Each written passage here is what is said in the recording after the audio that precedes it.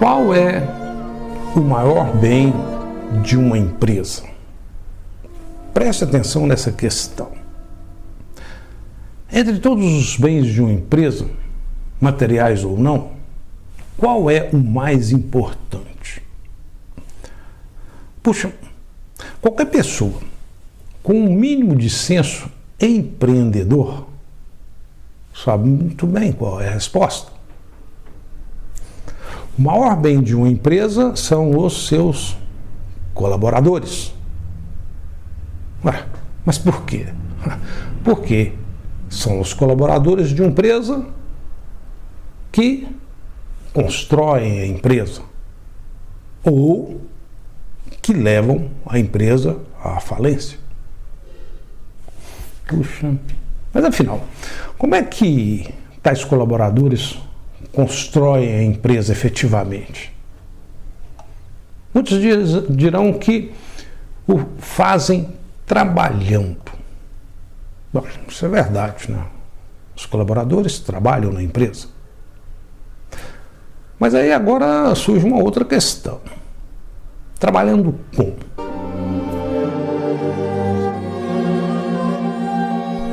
Qual é o tipo de trabalho dos seus colaboradores que é mais relevante?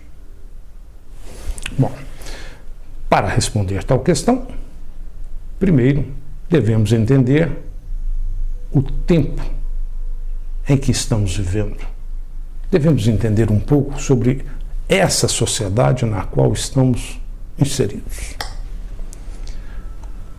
E nesse sentido, conforme o filósofo Zygmunt Bauman, atualmente estamos vivendo uma sociedade líquida. Mas afinal, o que caracteriza essa tal sociedade líquida? Para entender melhor, considere três figuras: um tijolo, uma torneira com água saindo e um lago gelado. Observe que nessa torneira, para controlar a água que sai dela, um controle mais ou menos, é preciso de um copo. E no lago gelado? Puxa, ali a gente tem um lago gelado, com uma fina camada de gelo sobre a água, com bastante névoa, onde só se pode ver o que está perto. E o que está longe, naquele lago, não dá nem mesmo para dizer o que é. Vamos usar tais figuras para representar os vários tipos de sociedade que existem e que existiram. Então, observe o seguinte, para começar, imagine uma sociedade antiga. Por exemplo, a Idade Média. Puxa, imagine a semântica dessas sociedades, né? A ideia que temos de uma sociedade como essa, uma sociedade da Idade Média. Interessante pensar nisso, né? Olha só. Na Idade Média, o filho do padeiro se tornava padeiro, na idade adulta. Da mesma forma, isso ocorria com o filho do ferreiro e com o filho do nobre, que igualmente seria nobre por toda a vida. Tudo era bem estabelecido e determinado ao nascimento. Os aspectos que estabeleciam as relações na sociedade eram rígidos e permanentes. Isso continuou assim por um bom tempo, até nas sociedades da Revolução Industrial dos séculos 19 e 20. Era assim mesmo. Imagine as nossas cidades nessa região há 50 anos atrás. As relações sociais ainda continuavam bem determinadas e rígidas. Há 50 anos atrás havia pouca mobilidade social. E aí então podemos representar tais ideias, as ideias sobre as sociedades mais antigas por uma sintaxe. Ou seja, podemos representar tais ideias por um tijolo, uma representação daquilo. Puxa, olha só. O tijolo é a metáfora que representa as sociedades pré-moderna e moderna. Aquelas sociedades onde tudo era fixo e rígido como um tijolo. Mas e a sociedade atual, pós-moderna? Como representar as ideias que temos sobre o que é a sociedade líquida atual? Vamos representá-la numa sintaxe, por meio de uma torneira e por um lago gelado. E assim, vamos usar tal representação sintática para entender como é a nossa sociedade pós-moderna, a nossa sociedade líquida atual. Portanto, observe o seguinte: temos dois tipos de sociedades bem distintas.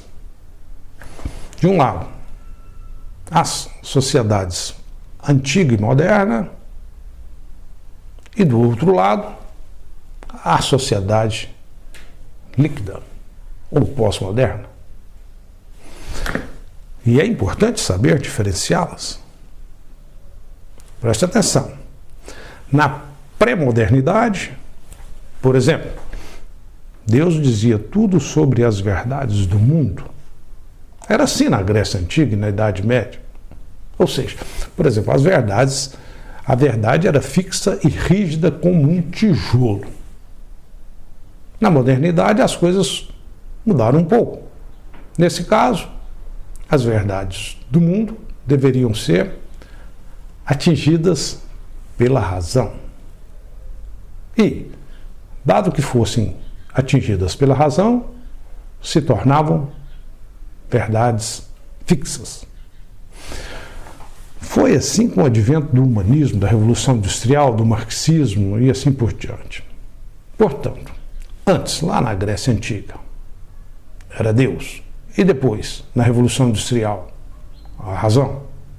Ou seja, na modernidade, o homem substituiu Deus pela razão, como o provedor de verdades fixas. Preste atenção nisso, verdades fixas. Fixas como um tijolo. Observe que interessante, né? Na modernidade, o homem usava a razão e seus sistemas de dedução lógicos rígidos como um tijolo. Usava tudo isso de forma rígida. Engraçado, né? Resolver tudo pela razão é como puxar a si mesmo para cima em uma areia movediça, né? Se puxar para cima. Era assim mesmo, cara. Na modernidade, o homem acreditava muito na sua razão. Acreditava que seria possível resolver tudo pela razão. E que aí ficaríamos esclarecidos, maiores de idade, autônomos. Era, de fato, um culto à racionalidade, à segurança das deduções racionais, à organização das provas. Acreditavam, por exemplo, no materialismo histórico-científico, no marxismo. Olha que interessante. Ou seja, sem superstição seria possível construir uma sociedade perfeita. E por isso, não deveríamos ser, digamos, dominados pela religião, só pela razão, né? Só a razão deveria ser levada em conta. Era, eu diria, um cientificismo absoluto. Mas aí veio a pós-modernidade e mudamos a forma de pensar. Puxa, e agora? O que está acontecendo agora nos nossos dias atuais? Olha, mesmo não abrindo mão da razão, passamos a ter consciência de que essa razão, tem limites. Preste atenção nisso. Razão com limites.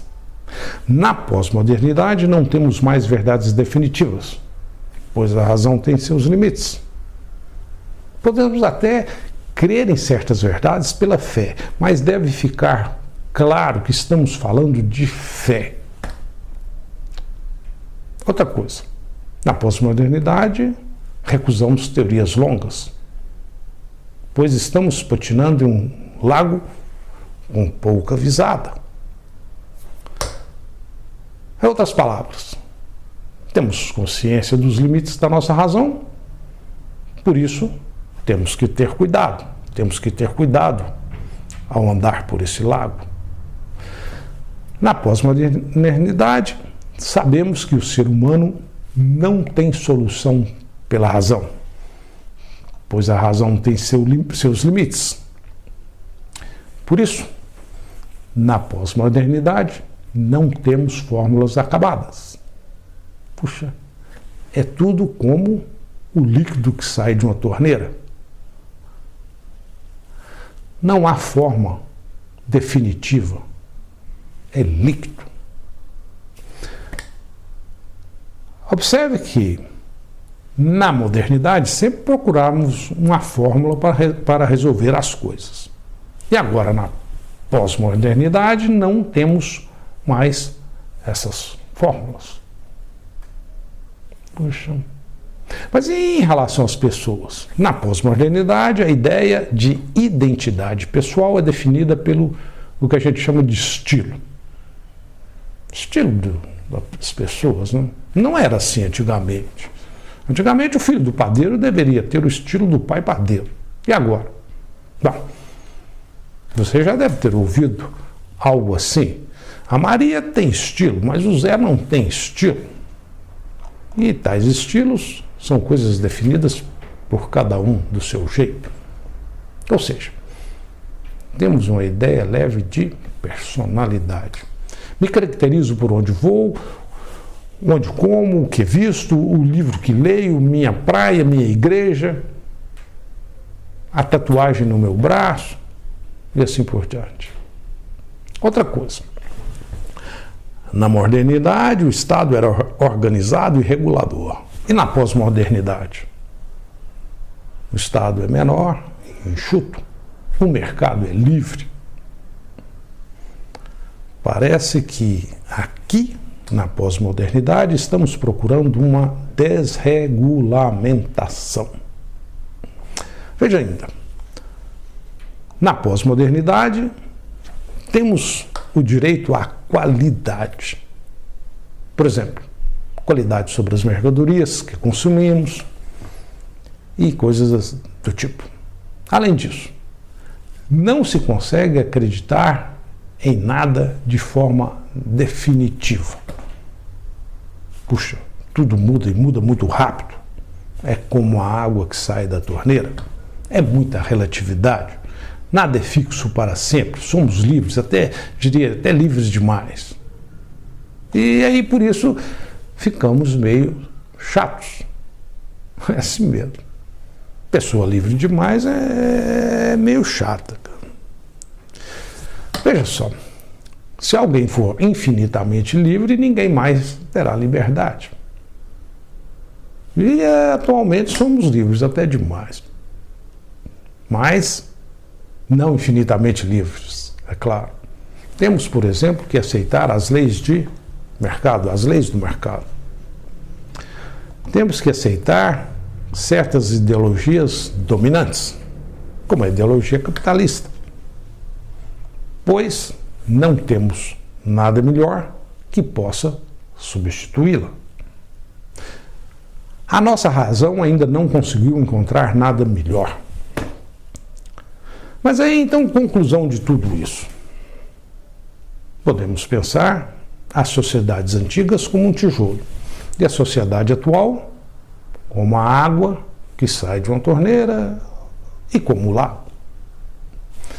Mas aí, tendo tais fatos em mente, voltamos à questão inicial. Afinal, em uma empresa de TI, qual é o tipo de trabalho dos seus colaboradores que é mais relevante? No próximo vídeo respondemos tal questão. Vamos lá, continue assistindo.